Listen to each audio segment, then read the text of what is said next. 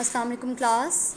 Today our topic is probability. We have decided two very important laws of inheritance, Mendel's laws, that is the law of independent assortment and law of segregation. Hope so that they are well understood to you. Now it's turn for probability. What is probability? It is the chance of an event to occur. So, inheritance of seed shape is an independent event.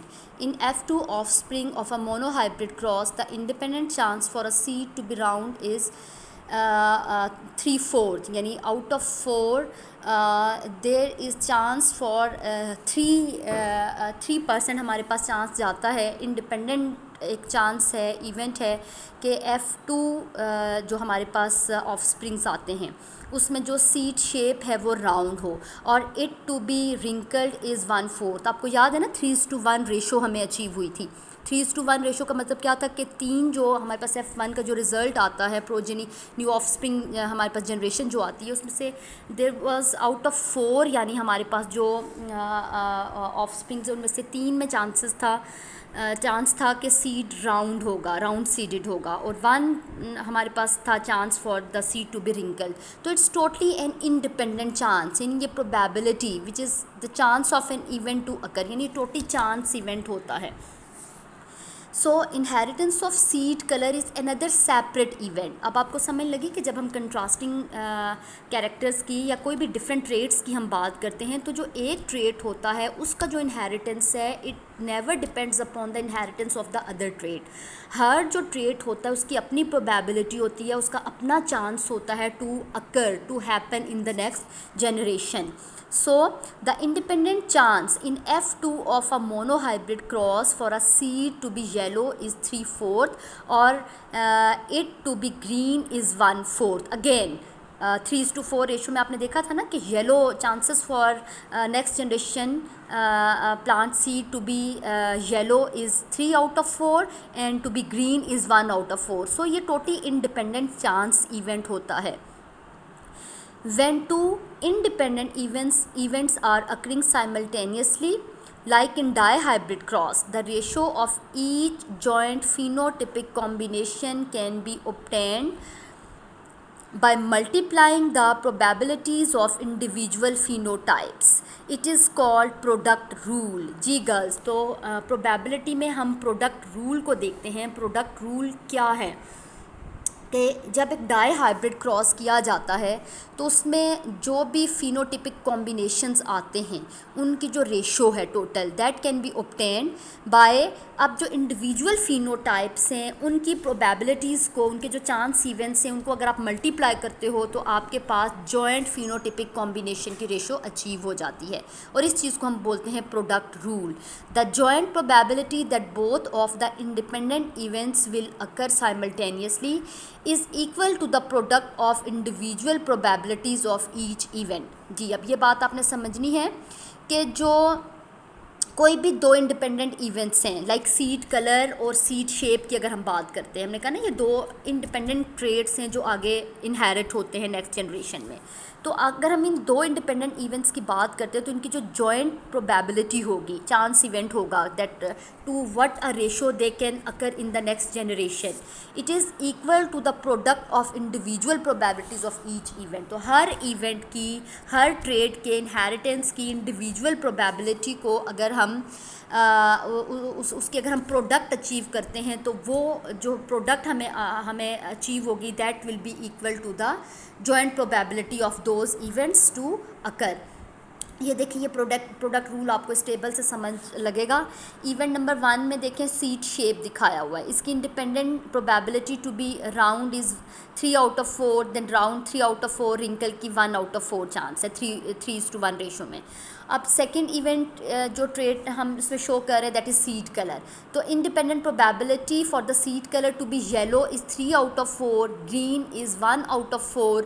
ठीक हो गया, ये इतना % मतलब chance बनता है. अब हम इन दोनों इवेंट्स को हम अगर इनकी प्रोडक्ट लेते हैं, ठीक है, both events at a time, seed shape and colour, joint probability, ये देखिए ये पीछे था independent probability of the seed colour and the seed shape. अब इनकी जॉइंट प्रोबेबिलिटी अगर हम देखते हैं तो अब मल्टीप्लाई करते जाएँ. ये देखें जो राउंड का फर्स्ट 3/4 है इसको मल्टीप्लाई करें येलो 3/4 से, जब ये आप मल्टीप्लिकेशन करते हो तो आपके पास क्या अचीव होता है, 3 multiply by 3 9 by 4 multiply by 4 16। तो इसी तरह ये आप सारों का अगर यानी कि आप इंडिपेंडेंट इंडिविजुअल जो ट्रेट है, जो इवेंट है, उसका जो रेशो है, उस मतलब 2 इवेंट्स थे ना यहाँ पे, एक सीड शेप है, एक सीड कलर है। इन इंडिपेंडेंट इवेंट्स को अगर आप मल्टीप्लाई करते हो तो आपके पास न्यू रेशो जो है, आप देखें 9:3:3:1 रेशो आ जाती है। तो कंबाइंड रेशो यही बनती है ना गर्ल्स। तो आपने देखा कि प्रोडक्ट रूल के थ्रू हम प्रोबेबिलिटी, एक चांस इवेंट को हम कैलकुलेट कर सकते हैं, इंडिपेंडेंट इवेंट्स को मल्टीप्लाई करते हुए हम उनकी जॉइंट प्रोबेबिलिटी को फाइंड आउट कर सकते हैं।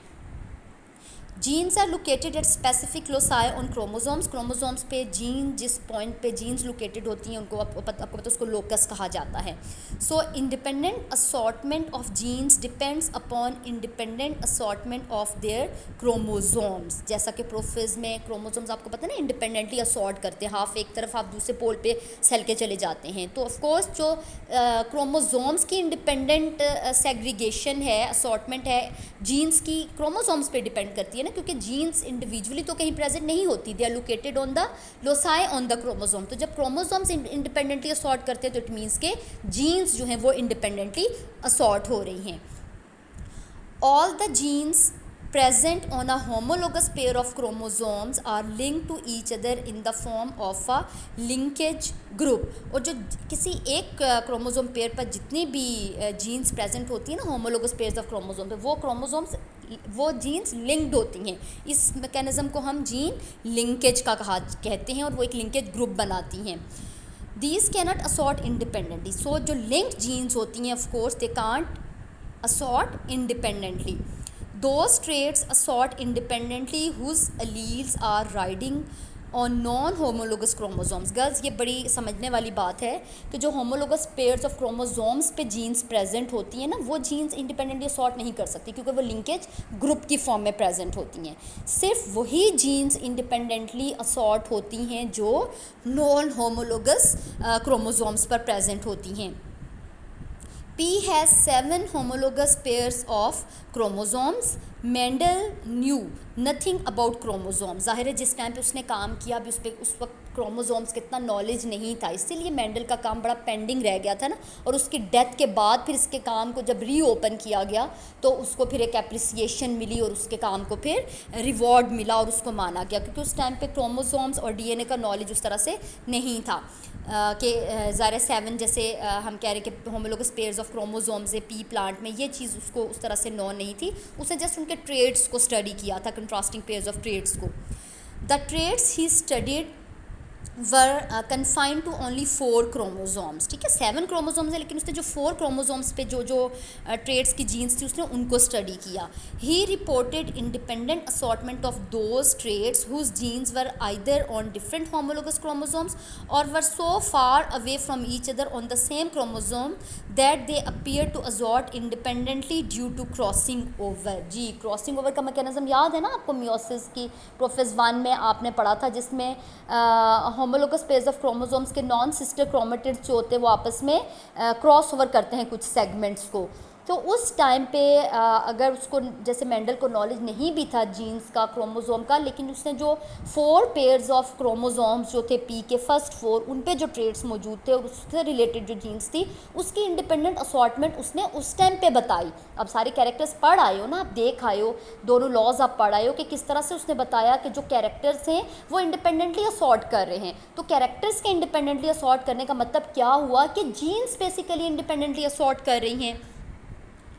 Mendel presented his findings to Brunn Society for the Study of Natural Sciences in 1865. His work was published in the Proceedings of the Society in 1866 that laid the foundation of classical genetics। तो उसके काम ने उसे जो independent assortment और का जो law present किया और लॉ ऑफ सेग्रीगेशन दिया, जब वो प्रेजेंट आउट हुआ तो उसको उसके काम को क्लासिकल जेनेटिक्स की बेस के तौर पर, फाउंडेशन के तौर पर कंसिडर किया गया और माना गया। His work lay neglected for 34 years। in 1900 या 19th century जब स्टार्ट हुई, 16 years after his death 3 botanists Correns, De Varis and Teschmash independently rediscovered and acknowledge his work. ये बात मैंने आपको बताई ना कि उस टाइम क्रोमोसोम्स का नॉलेज उस तरह से नहीं था मेंडल को। बाद में जब क्रोमोसोम, न्यूक्लियस, ये सारी डिस्कवरीज होती गई तो उसकी डेथ के 16 ईयर्स के बाद उसके काम को इन साइंटिस्ट ने, बोटेनिस्ट ने रीओपन किया और फिर एक प्रॉपर लॉज ऑफ जेनेटिक्स के तौर पर उसके काम को पब्लिश आउट किया गया और रीस्टडी किया गया।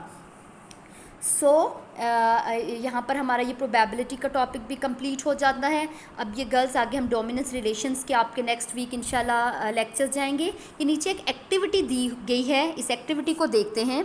एक्टिविटी कुछ ऐसे है कि normal individuals have melanin pigment in their skin.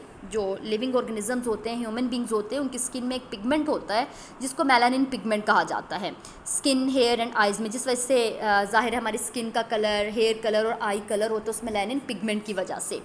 अब जो एल्बिनोज़ होते हैं, एल्बिनोज़ आपको पता है ना, एल्बिनिज़म एक डिसऑर्डर होता है, जेनेटिक डिसऑर्डर होता है जिसमें लोग बिल्कुल वाइट उनकी स्किन होती है, टोटली वो वाइट होते हैं, पैचेस में भी वाइट होते हैं, कुछ लोग पूरे के पूरे वाइट होते हैं और गोल्डन हेयर होते हैं उन लोगों के, उनको हम एल्बिनोज़ का कहते हैं। उन लोगों को, इस डिजीज़ को, डिसऑर्डर को एल्बिनिज़म कहा जाता है। अब जो एल्बिनोज़, इट मीन्स कि उनकी अगर पूरी स्किन वाइट होती है तो उनके में कोई मेलानिन पिगमेंट का कोई मेल फंक्शनिंग होती होगी।